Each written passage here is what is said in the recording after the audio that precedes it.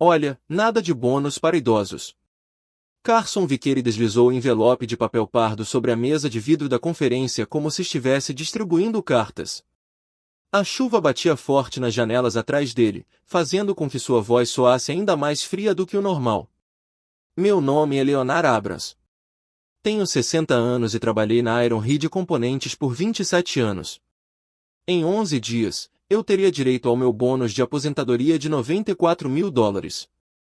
Em vez disso, eu estava sentado nesta sala impessoal ouvindo um técnico de 45 anos me dizer que meu tempo havia acabado. Estamos em processo de reestruturação, continuou Carson, ajustando seus óculos de grife. Assine o acordo de rescisão até sexta-feira ou não receberá nada. Analisei o pacote de documentos. Papéis de rescisão padrão, uma oferta de indenização modesta e uma cláusula de não concorrência que me impediria de trabalhar em qualquer lugar do setor por 2 anos. O tipo de acordo que as empresas oferecem quando querem que você vá embora, mas não querem processos judiciais. Entendido, eu disse. Obrigado pela oportunidade. Carson piscou. Provavelmente esperava que eu discutisse, implorasse ou ameaçasse entrar com uma ação judicial. Em vez disso, levantei-me, apertei sua mão e saí. O chão do armazém parecia diferente naquela tarde. 27 anos percorrendo esses corredores, conferindo estoque, treinando novos funcionários e resolvendo problemas que a gerência nem sabia que existiam. Eu estava aqui quando o velho Sr. Hendricks comandava o lugar de uma mesa de metal no canto. Sobrevivi ao incêndio no armazém em 2018, à recessão que quase nos matou em 2009 e a 3 reformulações diferentes do sistema de computador, cada uma prometendo revolucionar tudo.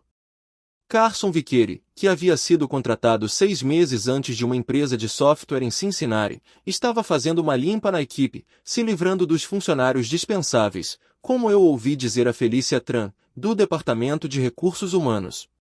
Arrumei minha mesa devagar. 27 anos não cabem em uma caixa de papelão, mas dei um jeito. A caneca de café que minha filha me deu de Dia dos Pais. A pequena foto da minha falecida esposa, Ellen, tirada no piquenique da empresa em 2015. Uma pilha de prêmios de segurança e certificados de produtividade que um dia significaram algo. Tommy Rodrigues, um dos operadores de empilhadeira que eu havia treinado, apareceu enquanto eu lacrava a caixa. Sr. Abrams, isso não está certo, disse ele baixinho.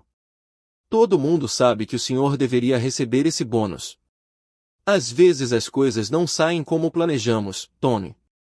Ele parecia querer dizer mais alguma coisa, mas eu apenas dei um tapinha no ombro dele e me dirigi para a saída. O segurança, Pat Williams, trabalhava ali quase tanto tempo quanto eu. Ele evitou contato visual enquanto eu lhe entregava meu crachá e as chaves. Nós dois sabíamos que não se tratava de desempenho ou reestruturação. Era para economizar $94.000 para a empresa e abrir espaço para a equipe de Carson. Dirigi para casa na chuva, pensando nas ligações que precisava fazer. Comecei a trabalhar na Iron Reed Componentes aos 33 anos, recém-saído do exército e em busca de um emprego estável. Ellen estava grávida da nossa filha Jéssica, e precisávamos de plano de saúde. O que começou como um emprego temporário em um depósito se transformou em quase 3 décadas da minha vida. A empresa fabricava fixadores metálicos e suprimentos de ferragens para clientes da construção civil e da indústria em todo o centro-oeste americano. Nada glamouroso, mas um trabalho estável que pagava o suficiente para comprar uma casa, criar uma família e planejar a aposentadoria. Nos primeiros anos, trabalhei à noite e nos fins de semana, aprendendo todos os aspectos da operação. Quando o Sr. Hendricks decidiu expandir a distribuição de local para a regional, ajudei a projetar o novo layout do armazém e escrevi a maioria dos manuais de treinamento à mão. Quando o primeiro sistema informatizado foi implementado, fui eu quem ensinou os funcionários mais antigos a usá-lo. Ellen costumava brincar dizendo que eu me importava mais com aquele lugar do que com a nossa própria garagem. Ela não estava errada. Eu tinha orgulho do meu trabalho, de resolver problemas, de ser o cara com quem a gerência podia contar quando as coisas davam errado. Carson Vickery havia chegado há 6 meses com grandes planos e opiniões ainda maiores. O antigo CEO, James Mitchell, havia se aposentado após 30 anos, e o conselho trouxe Carson para modernizar as operações e aumentar a eficiência. Carson vinha de uma empresa de tecnologia onde tudo era orientado por dados e os funcionários eram vistos como recursos a serem otimizados. Nossa primeira reunião não tinha corrido bem. Carson a chamou de sessão de alinhamento estratégico, mas pareceu mais um interrogatório. Ele perguntou por que ainda usávamos registros em papel para certos controles de estoque, por que nossas reuniões de segurança eram semanais em vez de mensais e por que não tínhamos automatizado mais operações do armazém. Eu expliquei que os registros em papel nunca davam problema, que as reuniões semanais de segurança detectavam problemas antes que se tornassem acidentes e que a automação funcionava muito bem até quebrar, sendo necessário ter pessoas que realmente entendessem do equipamento para consertá-lo. Carson sorriu e acenou com a cabeça, mas eu percebi que ele já me havia descartado como mais um velho resistente à mudança. Nos meses seguintes, observei-o demitir sistematicamente qualquer pessoa com mais de 50 anos. Primeiro, foram os pacotes de aposentadoria antecipada para os funcionários mais antigos. Depois, planos de melhoria de desempenho para trabalhadores que vinham desempenhando suas funções perfeitamente bem há anos. Por fim, demissões sumárias para qualquer um que questionasse seus métodos. Felícia Tran, a diretora de recursos humanos, tentou me avisar algumas semanas atrás. Trabalhávamos juntas há 15 anos, e ela sabia que eu estava perto de me aposentar. Leonard, talvez você devesse considerar se aposentar mais cedo, ela disse durante um encontro casual no estacionamento. Carson tem feito muitas perguntas sobre seu pacote de remuneração. Eu deveria ter escutado. Deveria ter percebido que estava por vir quando 3 outros funcionários seniores foram demitidos repentinamente por problemas de desempenho, apenas algumas semanas antes de receberem seus bônus de aposentadoria. Mas imaginei que não ousariam me demitir. Não depois de 27 anos. Não depois de tudo que eu fiz por aquela empresa. Eu estava errado. Naquela noite, sentei-me na minha cozinha, encarando os papéis da rescisão contratual espalhados sobre a velha mesa de madeira de Ellen. A chuva havia parado, mas o silêncio parecia mais pesado que a tempestade. 94 mil dólares. Era o que valiam 27 anos de lealdade à Iron Head Componentes. Mais 11 dias e o contrato me garantiria o emprego. Em vez disso, Carson Viqueira encontrou uma maneira de economizar dinheiro para a empresa, me demitindo no último minuto.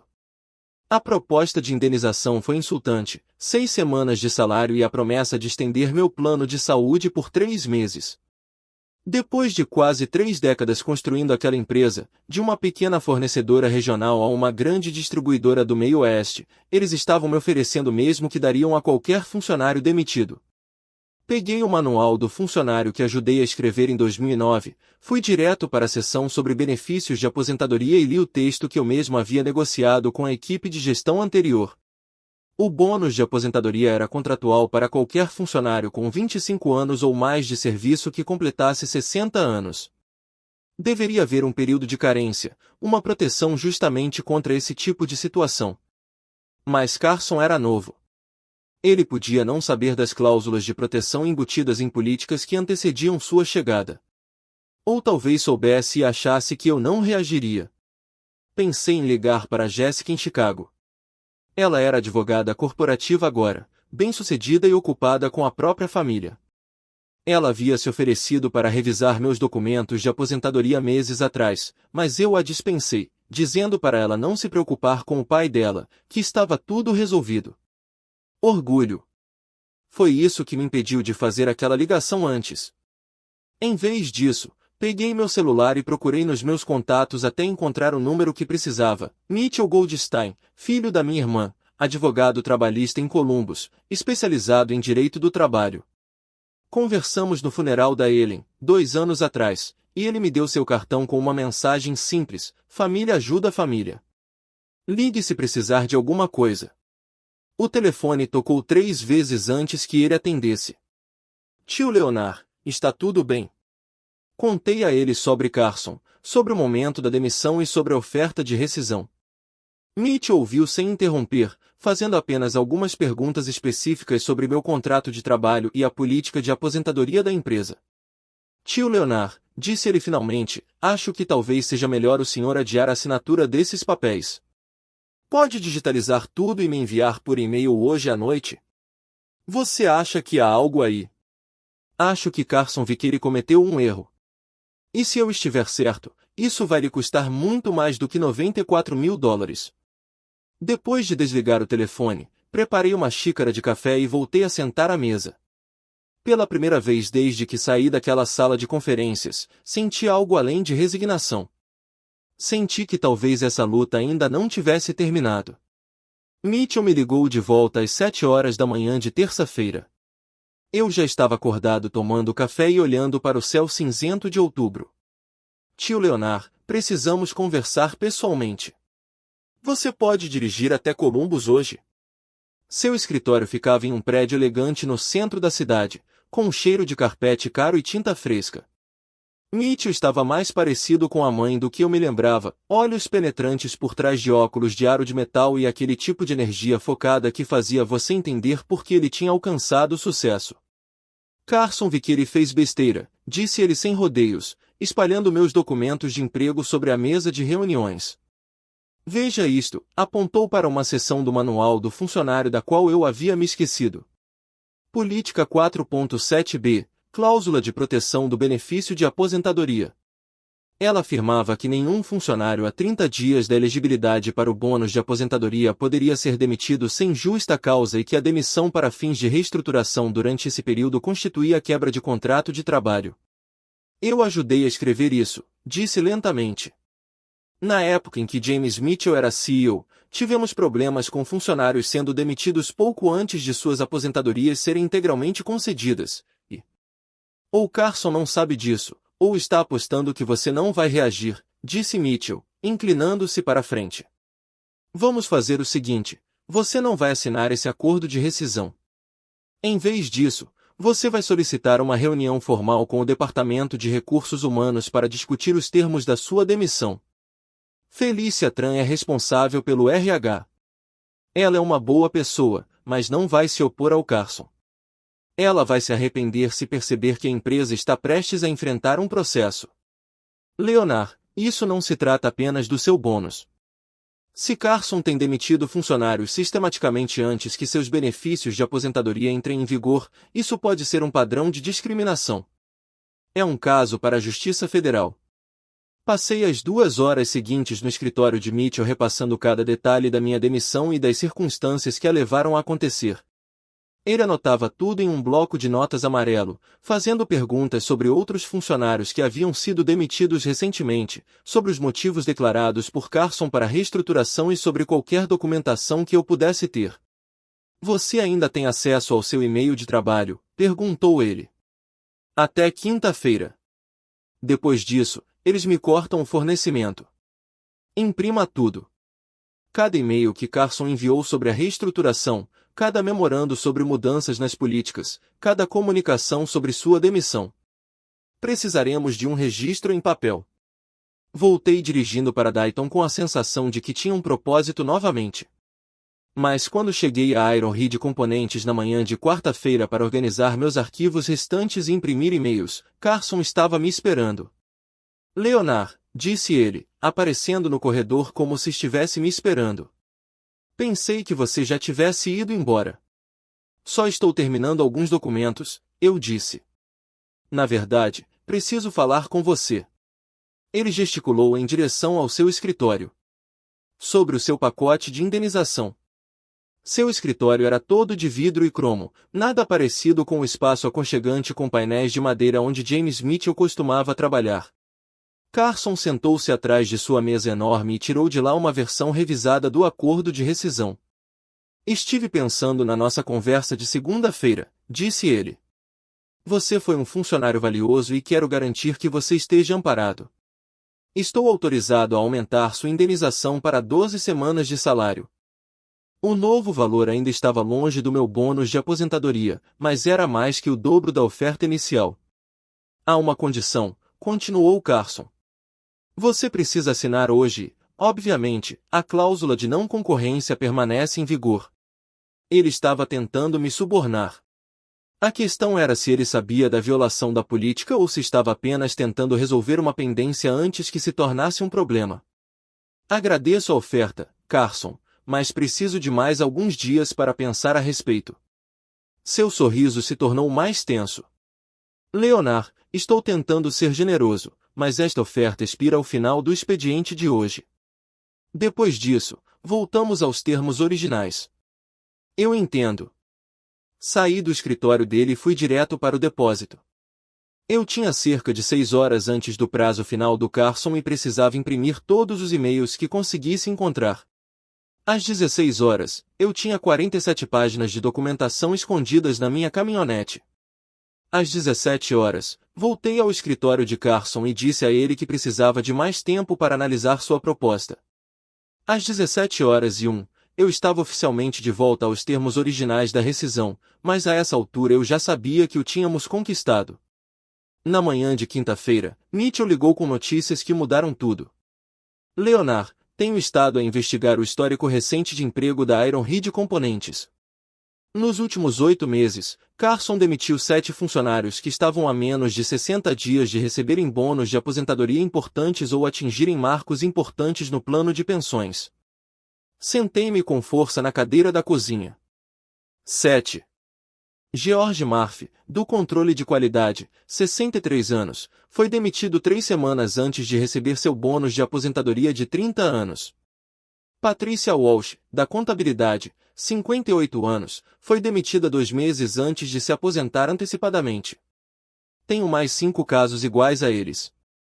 O café na minha xícara tinha esfriado, mas eu não conseguia sentir o gosto de nada mesmo. Não eram apenas números. Eram pessoas com quem eu trabalhava há décadas. George me treinou nos procedimentos de inspeção de qualidade quando comecei. Patrícia me ajudou com a papelada quando ele ficou doente e eu precisei ajustar meu plano de saúde. Mitchell, como isso é legal! Como é que o Carson está conseguindo se safar disso? Como cada demissão foi documentada como baseada em desempenho ou relacionada à reestruturação, a maioria dessas pessoas simplesmente recebeu a indenização e foi embora. Elas achavam que lutar contra a empresa custaria mais do que receberiam. Mas estavam enganadas. Completamente enganadas. Leonard, isto não é mais apenas uma demissão injusta. É discriminação por idade, e é sistemática. A Carson tem visado especificamente os funcionários mais velhos para evitar o pagamento de benefícios de aposentadoria. Isso é um crime federal. Mitchell explicou que havia passado o dia anterior contatando os funcionários demitidos. 3 deles ainda tinham a documentação de suas demissões. 2 estavam dispostos a participar de um possível processo judicial.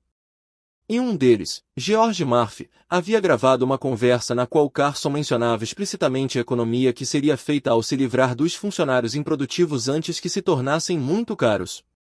George o gravou no celular. Carson não sabia, mas George suspeitava que algo estava errado e queria provas para se proteger. Leonard, esta gravação é uma prova irrefutável. Pensei em George, um homem tranquilo que trabalhou no controle de qualidade por 32 anos. Ele sempre foi cuidadoso, metódico, o tipo de funcionário que detectava problemas antes que se tornassem desastres. É claro que ele teria documentado os erros de Carson. O que acontece agora? Agora, apresentaremos uma queixa formal à Comissão de Igualdade de Oportunidades de Emprego, EOC. Solicitamos uma investigação sobre a discriminação por idade na Iron Head Componentes e entraremos com uma ação coletiva buscando indenização para todos os funcionários afetados. Quanto tempo isso vai levar? Meses, talvez 1 ano. Mas Leonard, não estamos mais lutando apenas pelo seu bônus. Estamos lutando por todos aqueles que foram prejudicados por Carson, e vamos garantir que ele não possa fazer isso com mais ninguém. Naquela tarde, dirigi até a casa de George Murphy em Kettering. Ele morava em uma casa térrea modesta, com um jardim bem cuidado e uma bandeira americana na porta da frente. Quando abriu a porta, parecia mais velho do que seus 63 anos. Leonard, fiquei sabendo do que aconteceu com você, disse ele, convidando-me para entrar e tomar um café. Fizeram a mesma coisa comigo. Conversamos por 2 horas. George trabalhava na Ironhead desde 1991, tendo construído uma reputação como o inspetor de qualidade mais rigoroso da história da empresa. Quando Carson chegou, questionou imediatamente os métodos de George, alegando que eram ineficientes e ultrapassados. Ele me chamou ao seu escritório no mês passado, disse George. A empresa estava mudando de rumo e precisava de pessoas que pudessem se adaptar às práticas modernas. Quando perguntei o que isso significava, ele disse, sinceramente, George, precisamos de menos cabeças grisalhas e mais ideias novas. Ele disse isso. Eu gravei. Imaginei que poderia precisar de provas mais tarde. George reproduziu a gravação em seu telefone. A voz de Carson era clara, casual e condenatória. Naquela noite, liguei para Mitchell com uma mensagem simples: registre a queixa. Tudo. Vamos acabar com isso. Na manhã de sexta-feira, fiz algo que não fazia há 27 anos. Liguei para o trabalho dizendo que estava doente. Em vez de ir para a Ironhead Componentes, dirigi até Columbus e passei o dia no escritório de Mitchell finalizando nossa estratégia.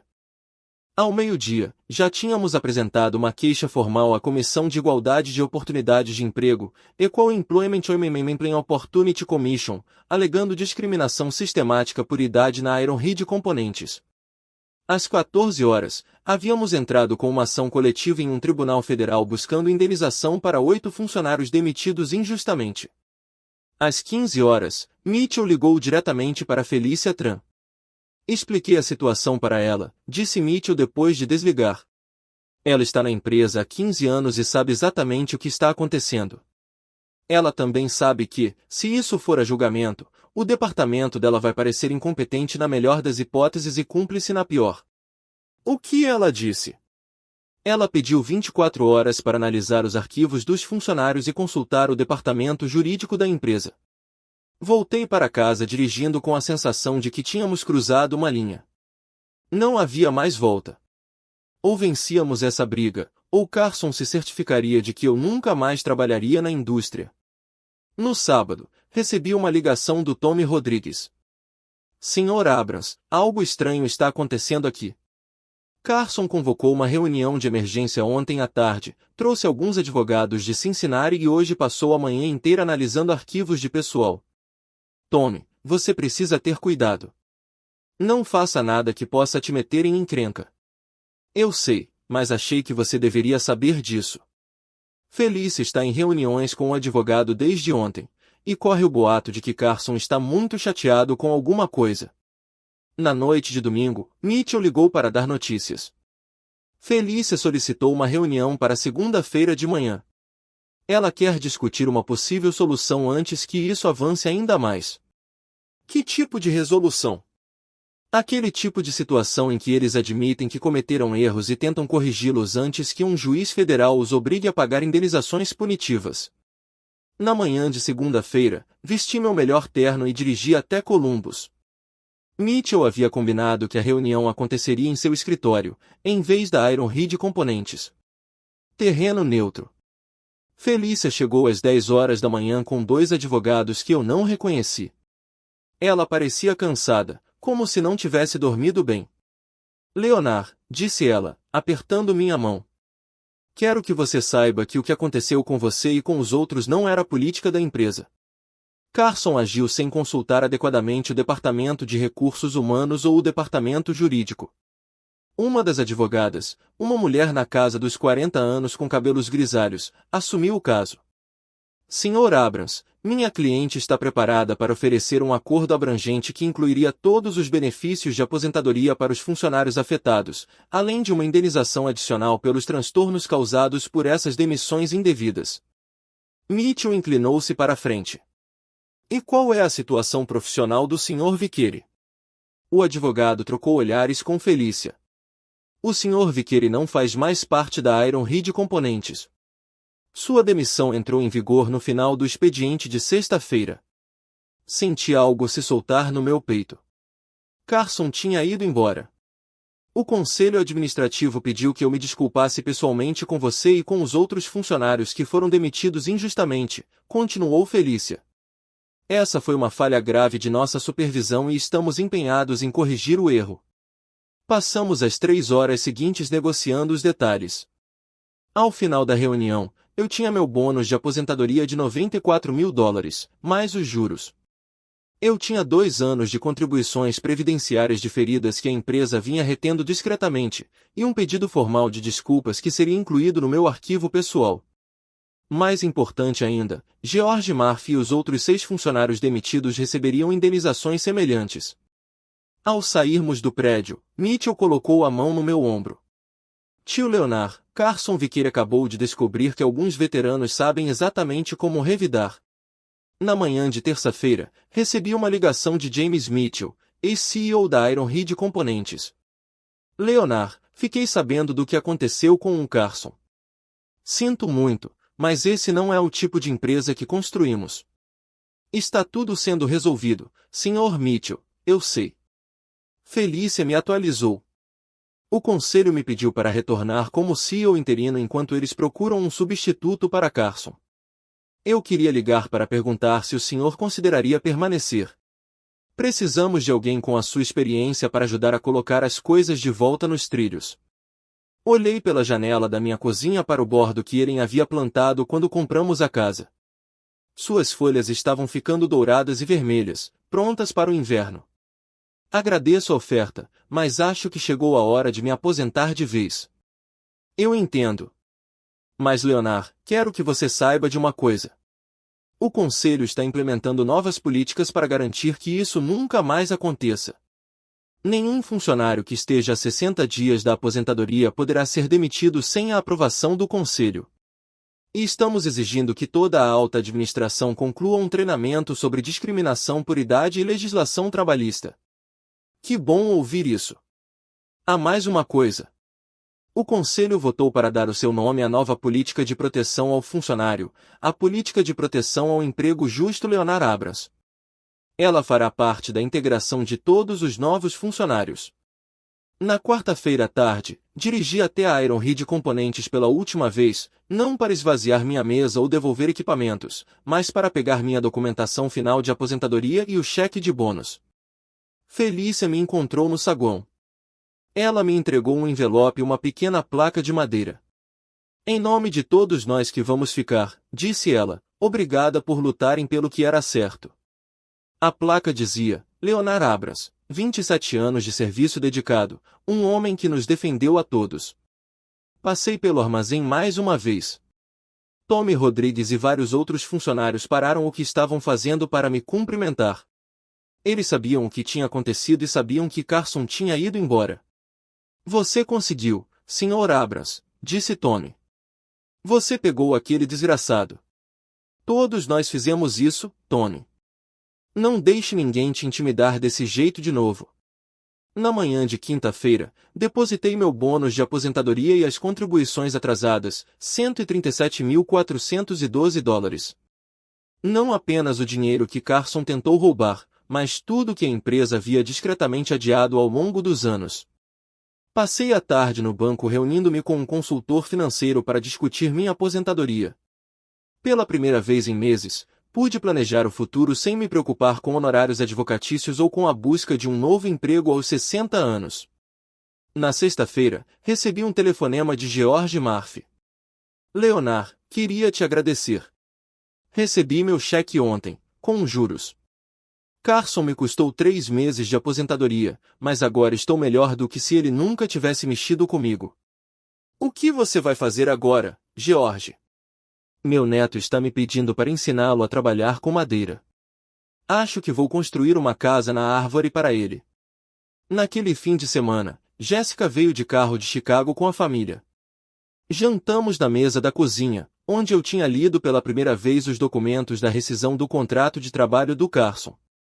Meu neto brincava com carrinhos de brinquedo no chão enquanto conversávamos. Papai, estou orgulhosa de você por ter reagido, disse Jéssica. Mamãe também estaria orgulhosa. Pensei em Ellen, nos planos que tínhamos feito para a aposentadoria. Ela queria viajar, conhecer os parques nacionais, passar tempo com nossos netos sem se preocupar com horários de trabalho.